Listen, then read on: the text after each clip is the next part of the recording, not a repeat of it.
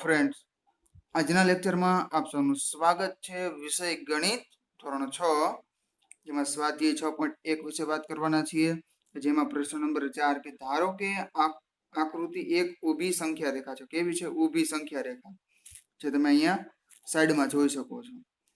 જે પૂર્ણાંકો દર્શાવે છે તેનું નિરીક્ષણ કરો અને નીચેના મુદ્દાઓ શોધો. એટલે કે આ જે 5 પ્રશ્નો પૂછેલા છે તેના આપણે જવાબ લખવાના છે. તો અહીં દોસ્તો તમે જોઈ શકો છો કે અહીં છે આપણું શૂન્ય આવેલું છે. શું આવેલું છે? શૂન્ય. શૂન્ય ઉપર +1 +2 +3 +4 +5 +6 +7 +8. શૂન્યની નીચે જાય તો માઇનસ સંખ્યા મળશે, તો કે -1 -2 -3 -4 -5 -6 -7 -8 -9 અને -10. હવે એની જગ્યાએ અમુક જે છે આપણને એબીસીડી ના મૂળાક્ષરો અમુક અંકને બિંદુ આપણને દર્શાવેલા. +8 માં બિંદુ ડી દર્શાવેલું છે, +5 માં બિંદુ સી દર્શાવેલું છે, +4 ની અંદર બિંદુ બી છે, +2 ની અંદર બિંદુ એ દર્શાવેલું છે, -2 ની અંદર એચ દર્શાવેલું છે, -6 ની અંદર જી દર્શાવેલું છે, -8 ની અંદર એફ દર્શાવેલું, -10 માં બિંદુ ઈ દર્શાવેલું છે. તો એની ઉપરથી આપણે 5 મુદ્દાઓના જવાબ લખવાના છે. કે જો પેલું કે જો બિંદુ ડી પૂર્ણાંક +8 છે, બિંદુ ડી છે એ કેવા છે? +8 છે. કેવા છે? બિંદુ ડી +8 છે. તો પછી -8 વાળું બિંદુ, 8 વાળું બિંદુ કયું છે? તો -8 વાળું બિંદુ કયું છે? બિંદુ એફ. તો અહીંયા આપણે શું લખવાનું થશે જવાબમાં? કે -8 વાળું બિંદુ એફ છે. બિંદુ એફ આપણો જવાબ થશે. ત્યારબાદ કે બિંદુ જી ઋણ પૂર્ણાંક છે કે ધન પૂર્ણાંક? તો જી બિંદુ અહીંયા છે કે જી છે એ કેવા છે? -6. માઇનસ મીન્સ કે ઋણ, નેગેટિવ સાઇન છે એટલે મીન્સ કે ઋણ. તો જી બિંદુ છે એ કેવો પૂર્ણાંક છે? ઋણ પૂર્ણાંક છે. તો આપણો જવાબ શું થશે? ઋણ પૂર્ણાંક જવાબ થશે. ઓકે. ત્યારબાદ સી કે બિંદુ બી અને ઈ ના સંગત, એટલે કે બિંદુ બી જે છે, બિંદુ બી ની સંગત કયો આંકડો આવે છે? બિંદુ ઈ ની સંગત કયો આંકડો આવે છે? સંગત મીન્સ કે એની હારે જોડાયેલું હોવું. તો બિંદુ બી છે, તમે જોવો જોઈએ બિંદુ બી ની સંગત કયો છે? +4 આવશે. અને બિંદુ ઈ ને સંગત કયો આવશે? -10 આવશે.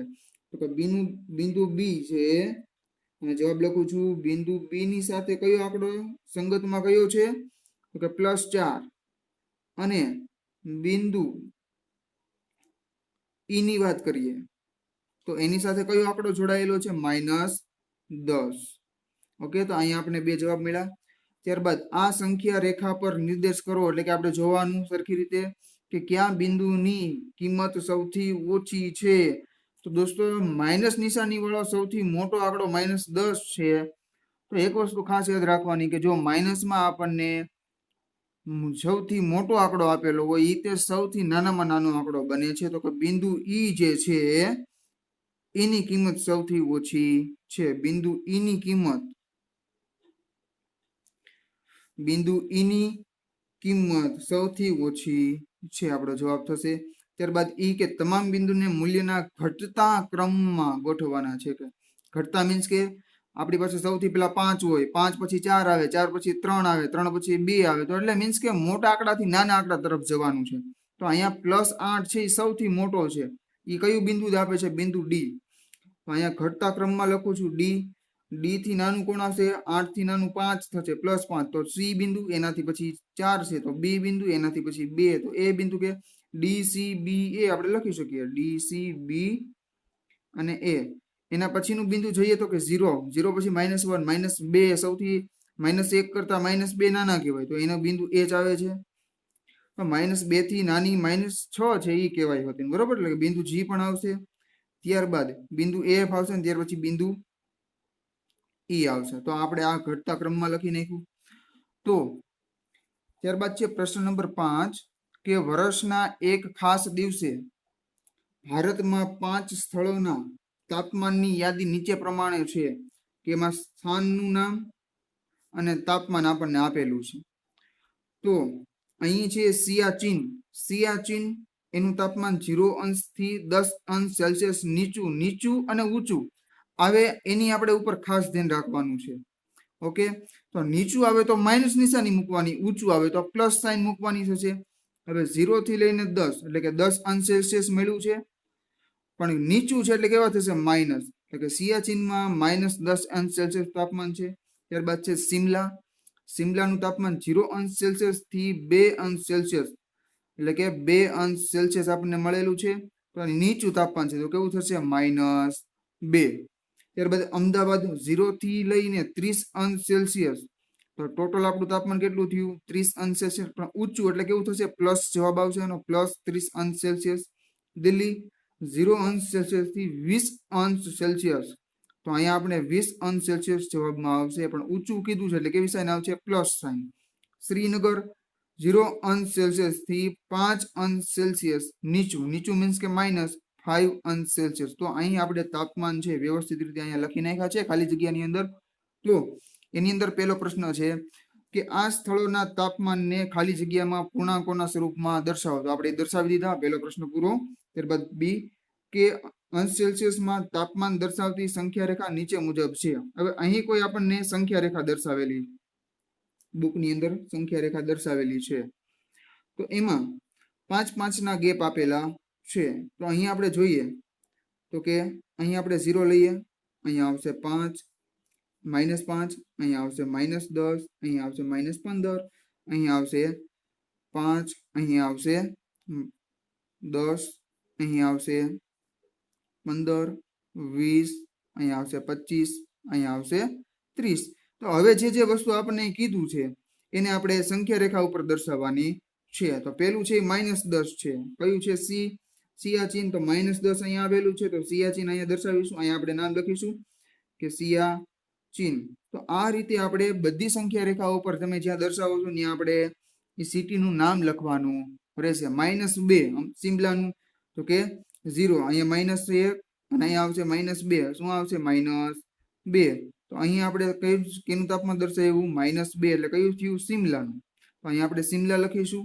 ત્યારબાદ અમદાવાદ +30, તો અહીંયા +30 છે, તો અહીંયા દર્શાવ્યું, તો અહીંયા કયું સિટી આવશે અમદાવાદ. ઓકે. ત્યાર પછીનું દિલ્હી 20 અંશ સેલ્સિયસ, તો 20 અંશ સેલ્સિયસ પ્લસ અહીંયા છે, તો આ જે દર્શાવ્યું તે આપણે શું દર્શાવ્યું છે દિલ્હીનું તાપમાન દર્શાવ્યું. ત્યારબાદ શ્રીનગર -5 અંશ સેલ્સિયસ, તો અહીંયા જે છે એ આપણે શ્રીનગરનું તાપમાન દર્શાવેલું છે -5, તો અહીંયા શું લખીશું આપણે શ્રીનગર. ઓકે, તો આ રીતે આપણે દર્શાવવાનું છે. હવે આની અંદર શું પ્રશ્ન છે કે સૌથી ઠંડુ સ્થળ કયું છે. ઠંડુ ક્યારે થાય કે માઇનસ ની અંદર જાય તો ઠંડુ થાય. આપણે અત્યારે તડકો હોય તો આપણે એમ કે 45 અંશ સેલ્સિયસ તાપમાન હતું, 49 અંશ સેલ્સિયસ તાપમાન હતું, 47 અંશ સેલ્સિયસ, બહુ તડકો પડે છે આપણે એમ કહીએ ને, તો એ પ્લસ ની અંદર હતું. ઠંડી ક્યારે પડે કે માઇનસમાં આવે તો, એટલે કે તાપમાન નીચું જાય, મીન્સ કે માઇનસ નિશાનીની અંદર તાપમાન છે એ નીચું જાય તો ઠંડી પડવાની શરૂઆત થાય. ઓકે, તો સૌથી ઠંડુ સ્થળ કયું છે તો માઇનસ નિશાની વાળા કેટલા છે તો કે -2, -5 ને -10.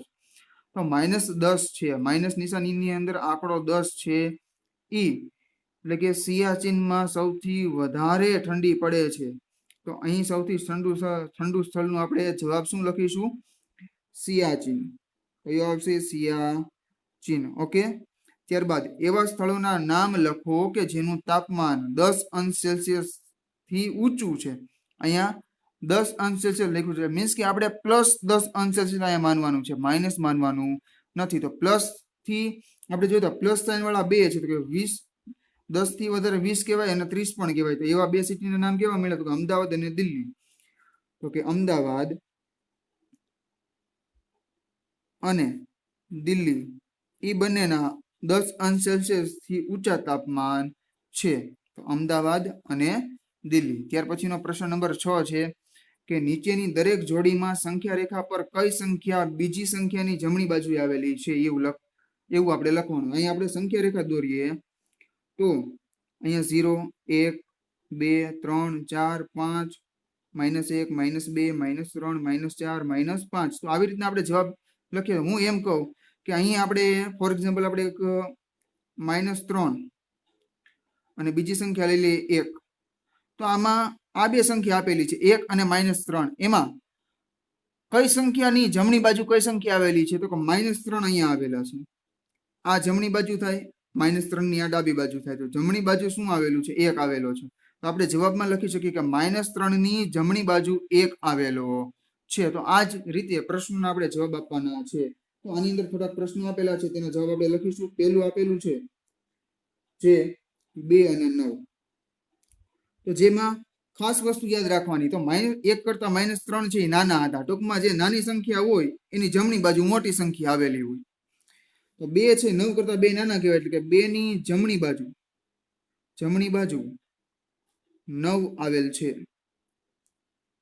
ત્યારબાદ બી -3 અને -8 તો -3 માઇનસ નિશાનીમાં સૌથી મોટો આંકડો હોય ને નાનો આંકડો બને સૌથી મોટો આંકડો માઇનસ નિશાનીમાં સૌથી નાનો આંકડો બને ખાસ યાદ રાખજો એટલે કે -8 ની -3 -4 -5 -6 -7 -8 અહીંયા ઠેક આવે બરોબર છે -8 અહીંયા ઠેક આવે તો -8 થી જમણી બાજુ -3 આવે છે ને તો -8 ની જમણી બાજુ -3 આવશે આવેલ છે ત્યારબાદ સી 0 અને -1 એટલે કે માઇનસ નિશાની ઓલું -1 ની જમણી બાજુ એ 0 આવેલ છે ડી -11 અને 10 તો અહીંયા -11 એટલે માઇનસ નિશાની વાળી સંખ્યા નાની હોય પ્લસ કરતા તો -11 ની જમણી બાજુ એ 10 આવેલ છે ઈ -6 અને 6 તો અહીંયા પણ એક માઇનસ સાઇન એક પ્લસ સાઇન છે તો માઇનસ સાઇન હોય એની જમણી બાજુ પ્લસ સાઇન બધી આવેલી હોય તો કે -6 ની જમણી બાજુએ +6 આવેલ છે ત્યારબાદ છેલ્લું છે આપણે જોઈએ તો કે 1 અને -100 તો અહીંયા એક પ્લસ છે એક માઇનસ છે તો -100 છે એ નાની સંખ્યા કહેવાય એટલે કે -100 ની જમણી બાજુએ 1 આવેલ છે તો ખાસ આ વસ્તુ યાદ રાખવી દોસ્તો કે માઇનસ સાઇન વાળી જો સંખ્યા હોય એની અંદર તમે આંકડો જુઓ ભલે આંકડો મોટો રહ્યો પણ એ સૌથી મોટામાં મોટો આંકડો હોય ને તો એ નાનો બની જાય અને ખાસ એક વસ્તુ કે -1 છે ને માઇનસ સાઇન વાળી નેગેટિવ સાઇન વાળી સંખ્યામાં વાત કરું છું કે માઇનસ જે સંખ્યા છે એમાં -1 જે છે એ ઋણ સંખ્યામાં સૌથી મોટી સંખ્યા પૂછે ને મોટી સંખ્યા ઋણ સંખ્યામાં સૌથી મોટી સંખ્યા પૂછે તો કઈ થાય -1 -1 થી બધી નાની સંખ્યા કહેવાય ઋણની અંદર ઓકે થેન્ક યુ